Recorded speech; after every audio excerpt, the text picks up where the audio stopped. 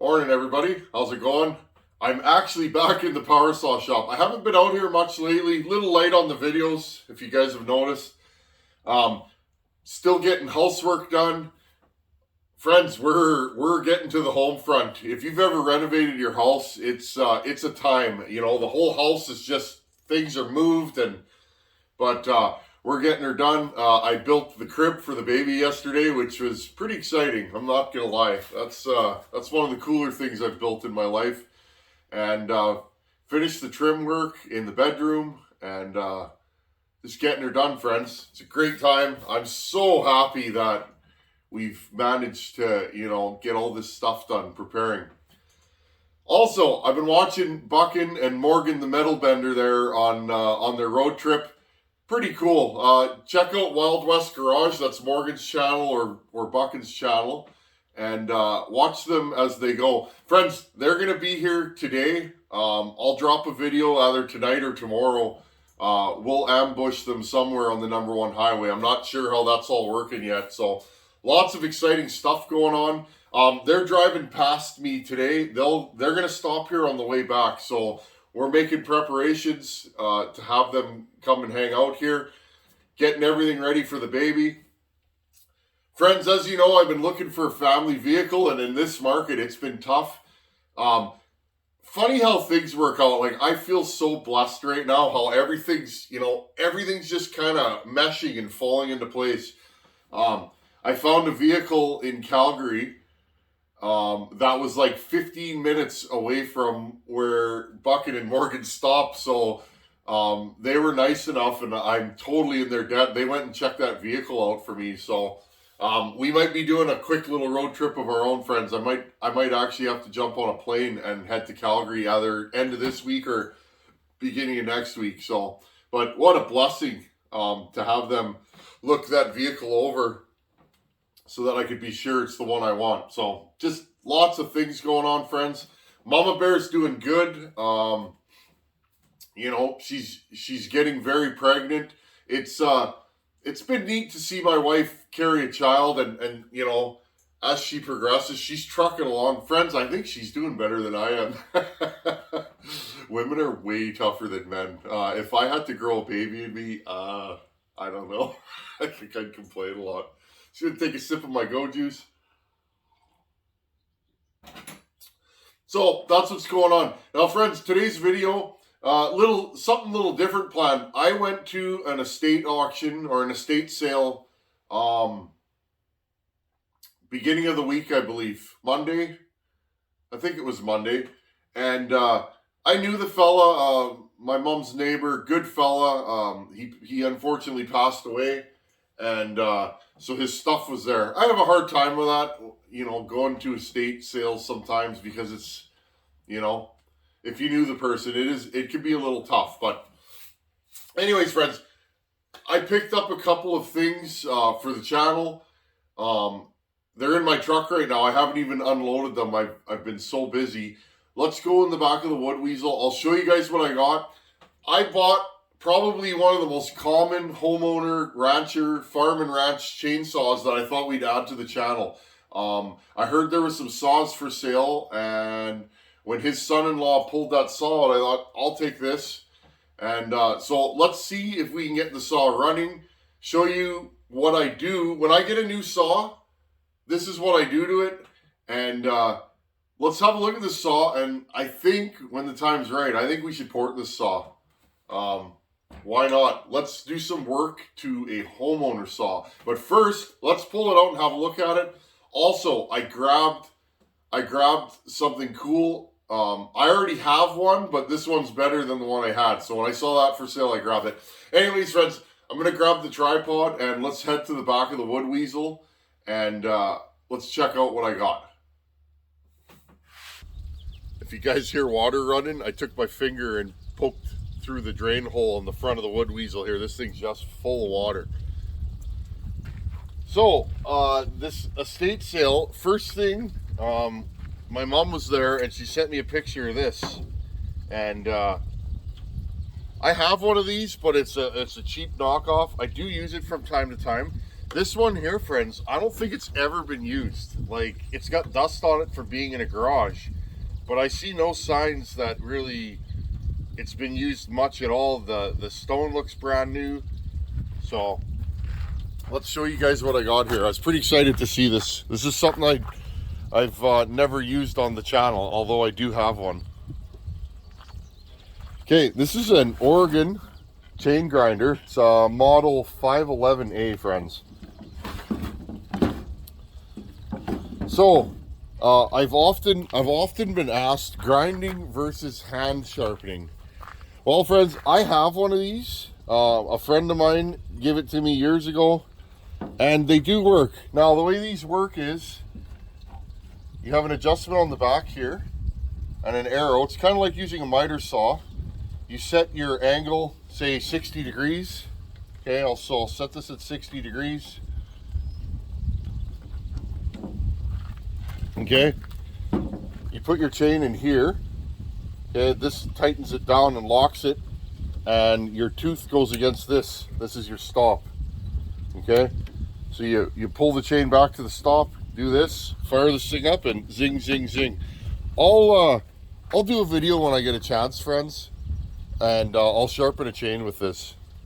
But anyhow, I thought, you know, it'd be cool to have one of these on the channel. I know some of you haven't gotten your hand filing down, and I get emails all the time.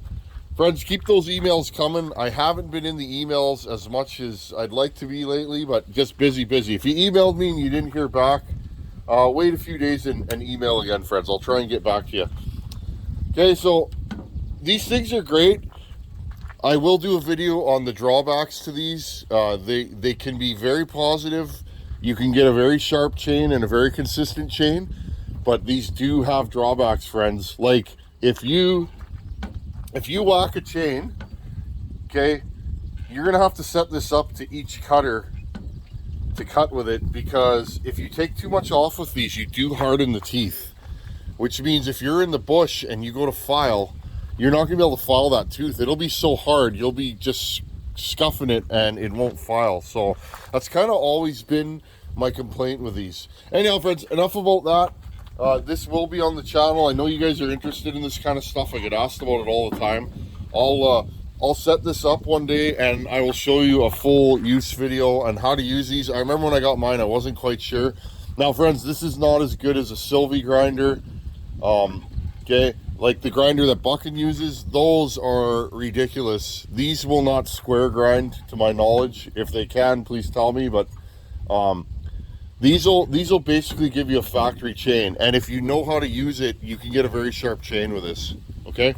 Anyhow, I want to show you guys what I grabbed. I found a saw at this, totally something that you'd never see on the channel, but I thought, you know what, I'm going to purchase this saw and we can do some work to it. Give me a second, I'm going to grab the saw.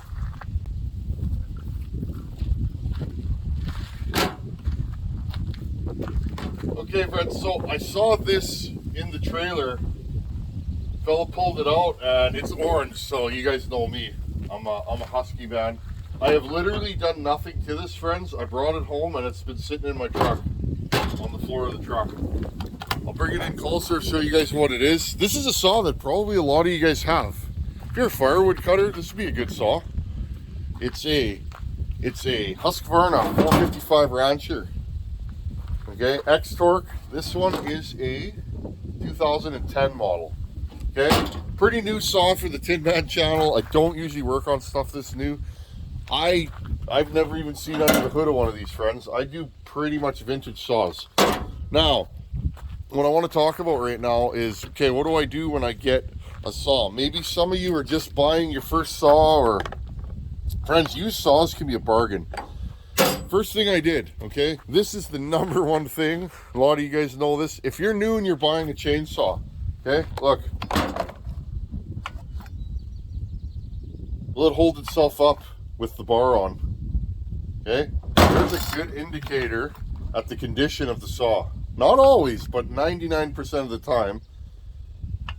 If it's got a compression like that, and what I'm saying, now watch, friends, I'll push the decomp. This one has a decomp on it. A saw that's roached, blown up, worn out, look, it'll be like that. Okay? See how quickly it drops? Okay, so there's your first indicator. Again, I'll show you guys. Yeah, I was excited to see this. Okay, that's what the decomp closed. So that's the first thing.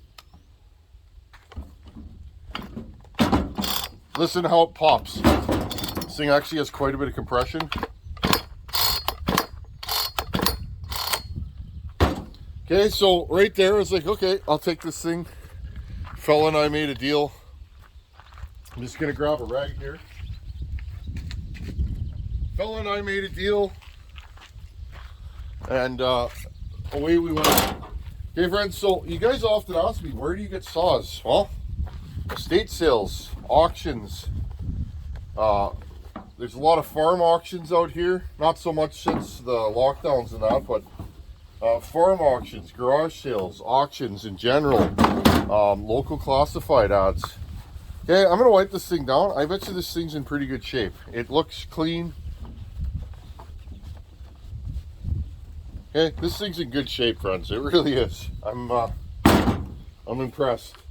And that's another thing, friends. Homeowner, rancher, you know, firewood and saws typically are going to have little to no use on them. But that doesn't mean they're always a good buy. And the reason why is that often the homeowner or the occasional user may not know how to tune a carburetor. They may run a dull chain. So there's really, like I said, pull that recoil and make sure the saw's not blown up, because often these kinds of saws will be blown up. Okay, top cover's fairly clean. Air filter right here. Okay, air filter's nice and clean. Lots of fines. So this is an X-Torque saw, so it has the carburetor on the bottom. And again, friends, I've never been under the hood of one of these. It has an air valve on the top and the carburetor on the bottom. When you pull the trigger, the first butterfly opens on the bottom for the carb, and then the second stage is that top butterfly opens. Okay, that's basically a controlled air leak, friends. These things let air right into the top. Okay, well, everything looks good under here. I don't see anything that scares me. This thing's been sitting a while. It's got some rust on the flywheel right here, friends. I don't know if you guys can see the rust. There you go. So again, if this thing doesn't have spark, I would clean that flywheel. I don't know if it has spark. It's definitely got some signs that it's been in a wet place. There's some rust. Okay, so this thing's been, there's a super rich spark plug, friends. So it's probably hasn't been run on the best oil. So hopefully we don't have any scoring, but whatever. If this thing's scored, we'll rebuild it. Why not? It's a saw, right? You can always get parts. But that's the next thing I'm going to say, friends. If you're buying used saws, don't pay too much. Unless it's something you just got to have and you don't care if it's blown up. I can't remember which way is on. That way. Here, friends. Check for spark. Okay, we got spark. Okay, so we got spark. I don't see anything too scary. Top of the piston's pretty dirty. And again, this could go down to the great oil debate, the debate that I don't have because, I don't know, life's too short. But friends, homeowner grade saws like this typically are carboned up. And part of my likes and dislikes in oils has to do with working on this kind of stuff. I don't work on this stuff as much as I used to. When I first started in saws, this is what I was playing with. It's what I could find and what I could afford. But the reason I believe that homeowner saws are typically full of carbon is they don't get run long enough, and they're usually tuned on the rich side. Guy will go to the dealer or the shop and say, hey, can you tune my saw? Well, any saw mechanic that I know, including myself, if you're tuning a saw for somebody that doesn't know how to tune a saw, you're going to tune it on the rich side so that it's just safe for them, right? So Now the last thing I'm going to look at here, friends, is the chain. The chain tells the story of how the saw's lived. Okay. Now, right away, the lack of paint on there, usually that means this bar's gotten really hot. Right here, friends, see how it's blue? Okay, check that out. See the blue? This bar's gotten hot.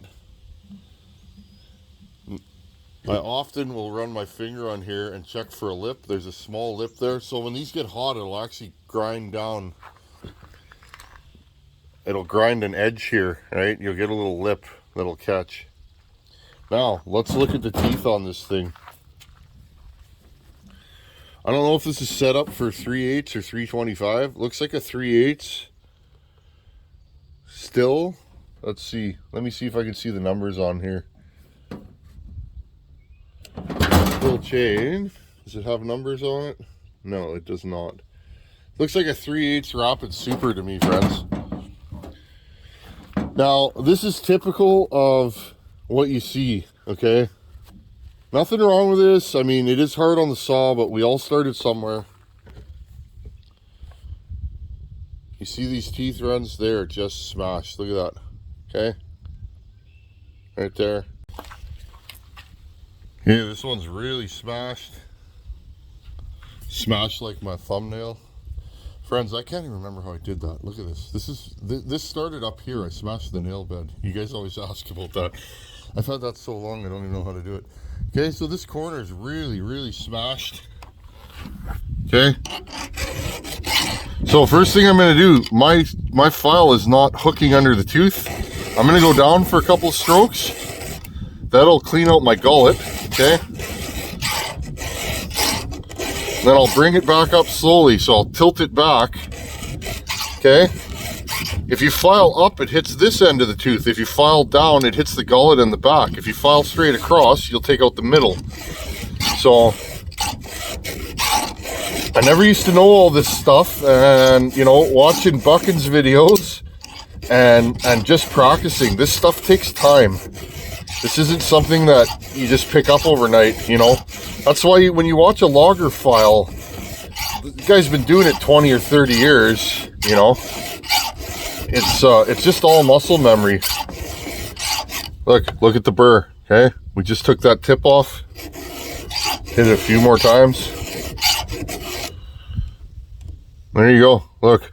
Oh, she's sharp, friends. Okay, do you see the difference here? Okay. I hope you guys can see that. I'll bring it up. Right there. That's all I need. Now, if you want a faster chain that doesn't last as long, more hook, I find. Less hook. It won't cut as fast, but it'll last a little longer. This is just, I'm just doing a factory gullet on there, okay? See that? That is sharp. And how long did that take? And then the last thing you do, at least the way I do it, now this whole idea that every tooth has to be the same length, counting your strokes, that's not actually a thing. I'm sorry, it's not. I see that on the internet all the time. Okay, friends, now your raker gauge, this sets how high this is in relation to this tooth. Okay, so this is what controls how much this takes. It doesn't matter how long this is. You can have this right back to the line. It won't matter. Okay, so you put this on here. That's softwood. This is hardwood. Okay, now notice how this is sticking out.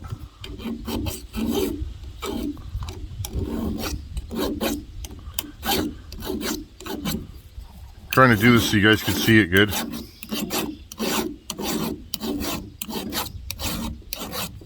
Okay, it's still sticking out. There you go. You see how shiny that is right here? Okay, look, there's your raker in relation. See if we can get that. Okay, now notice those Husqvarna ones tilt them down. on an angle. I like that. It actually, I find it makes for a smoother chain. Okay, the Husqvarna Fall Guide, it cuts this on a slight angle. Okay, so we know the chain's whooped on this thing. No big deal. Chain brake clearly works, so there's another thing to check. Chain's not too tight, it's not too loose. Okay, so we know the chain's whooped on this thing. We can fix that at a later time. Let's see if this thing fires up. I'm not sure what it's gonna do. I literally see this thing and I was like, I'm gonna buy this for the channel. I don't even know how many cc's this is. How big are these, friends? 56 cc's. Okay. Like all the X-Torque saws, pull the choke all the way out. You got a double controller here. Okay. Perch bulb. Let's see how this thing fires.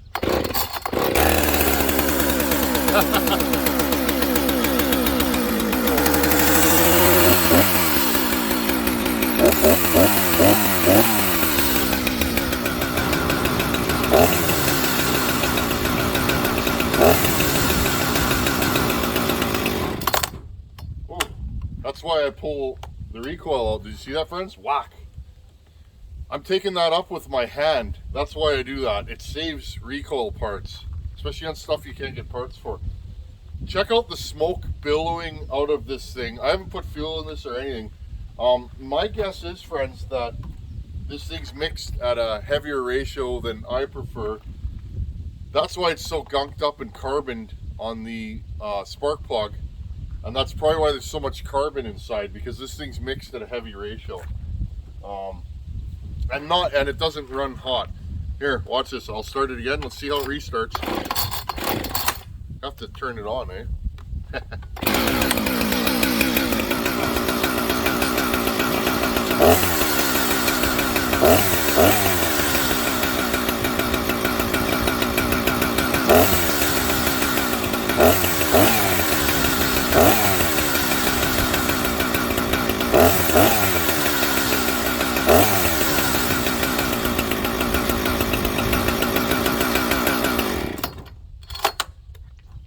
Well, there you go, friends. It starts,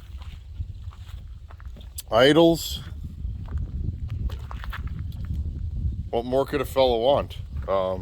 Husqvarna 455 Rancher. Let's go put this thing in a piece of wood with the chain the way it is, and then I'll sharpen the chain and show the difference. Okay, friends. Let's see. How did this chain cut, and then I'll sharpen it and show you. It's all in the chain.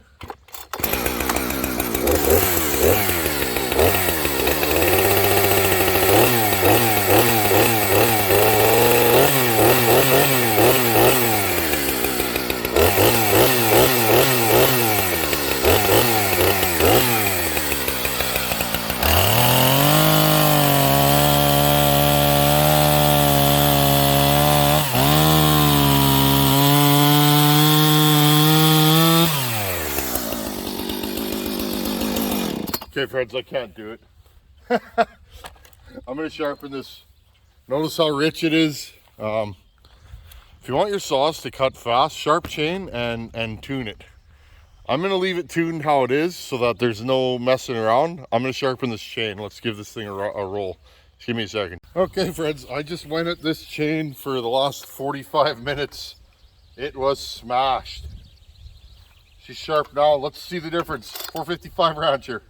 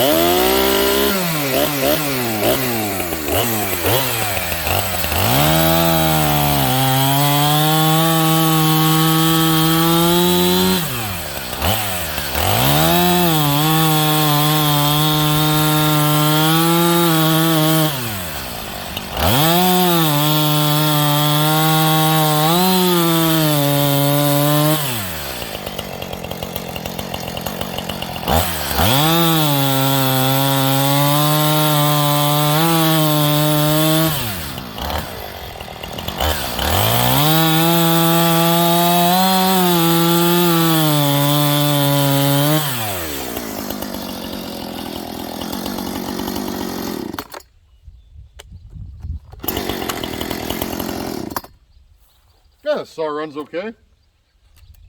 It's be a good firewood saw, definitely. Okay friends, I just wanted to jump in and make a little video for you guys here today. Kind of scrambling around. I'm finishing the housework and trying to put together an Alberta trip so I can go pick up a vehicle.